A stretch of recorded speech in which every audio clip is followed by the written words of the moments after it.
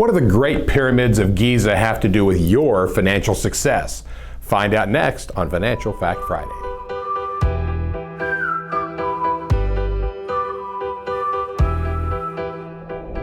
Hi, my name is Mark Squires. I'm the president of Wise Choices Financial, located in the Kansas City area. Welcome to another edition of Financial Fact Friday. This week we're starting a 6-week series on how to build your financial pyramid. Now, normally when you hear money and pyramid, you think, oh, pyramid scheme. That's not what we're talking about. It's not a Bernie Madoff thing here.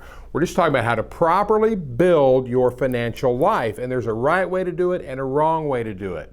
So let's start out with, why am I talking about a pyramid in the first place? Well, think about a pyramid. It's like a triangle, only it's multidimensional, right? Now, think about that visualize it in your mind. Here's the pyramid, right? What part of the pyramid is down? The wide part. That's right. The most stable part. In fact, the pyramid, I believe, is considered to be the second most stable geometric form out of all geometry behind the arch. But on the pyramid, the flat part is at the bottom, and that is where you need to start. The wide, flat part, the security. You have to start there if you're going to build your financial life right. So what is security? Well, you've heard me say it before if you watch these videos. All forms of insurance exist for one reason only, and that is to keep you from being financially devastated if and when the worst happens, and we all have a different worst. Yours is different than mine, but we need to be prepared for that. In addition, cash savings in an emergency fund. You need an emergency fund, and here's a secret. Your credit card is not your emergency fund. No, a cash emergency fund.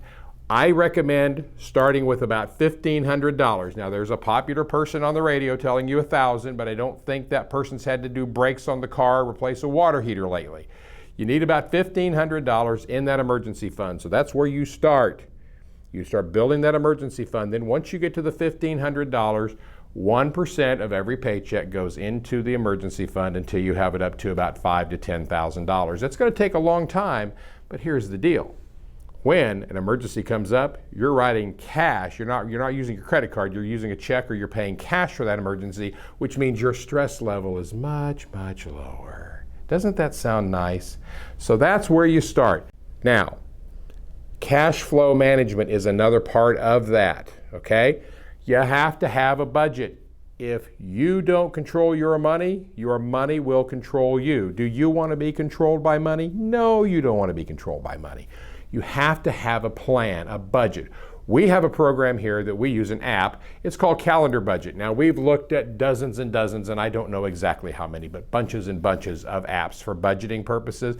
And yeah, you can use a calendar pad like my mom did in that sky blue binder of hers, or you can use an Excel spreadsheet. We like Calendar Budget because it's very user-friendly, and it allows you to easily set up multiple accounts so that you can track your money and also make invisible money, which is like your emergency fund. So, you need to have a spending plan.